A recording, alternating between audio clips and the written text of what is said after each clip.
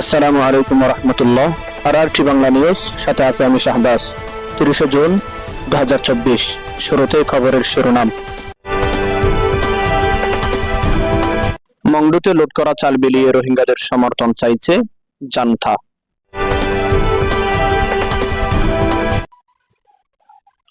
মিয়ানমারের আরাকান রাজ্যের মংডুতে অবস্থিত ওয়ার্ল্ড ফুড প্রোগ্রাম WFP-র একটি চালের গুদাম জান্তা সৈন্যরা লুট করে নিয়ে গেছে। লুট করার পর সেই গুদামে ইচ্ছাকৃতভাবে আগুন লাগিয়ে দেয় তারা। স্থানীয় প্রত্যক্ষদর্শীদের সূত্রে এই খবর জানিয়েছে আরাকানের সংবাদ মাধ্যম নারিনচারা নিউজ। রাখাইন রাজ্যের মংডু শহরে ওয়ার্ল্ড ফুড প্রোগ্রামের WFP-র গুদাম লুট হওয়ার ঘটনা স্বীকার করেছে দেশটির সামরিক জান্তার কর্মকর্তারা। জান্তার মুখপাত্র মেজর জেনারেল জাওমিং তুং জানিয়েছেন তারা 2000 বস্তা চাল নিয়ে গেছে।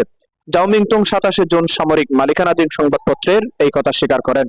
তিনি দাবি করেন, গত 21 জুন চালগুলো আরাকান আর্মির হাত থেকে বাঁচাতে এবং স্থানীয়দের মাঝে বিলিয়ে দিতেই সরিয়ে ফেলা হয়েছে। আর আগুন দেওয়ার বিষয়টিও স্বীকার করে একে আরাকান আর্মির ড্রোন হামলা বলে চালিয়ে দেন তিনি। তবে এই চাল সরানোর আগে WFP-র কাছে অনুমতি চাওয়া হয়েছে কিনা সে ব্যাপারে কিছুই উল্লেখ করেননি তিনি। একজন মুসলিম রোহিঙ্গা বাসিন্দা নারিনজারা নিউজকে জানিয়েছে, 22 জুন জান্তা সৈন্যরা মংডু মুসলিম বাসিন্দাদের কাছ থেকে জান্তার জন্য সমর্থন চেয়ে চালের বস্তা বিতরণ করে।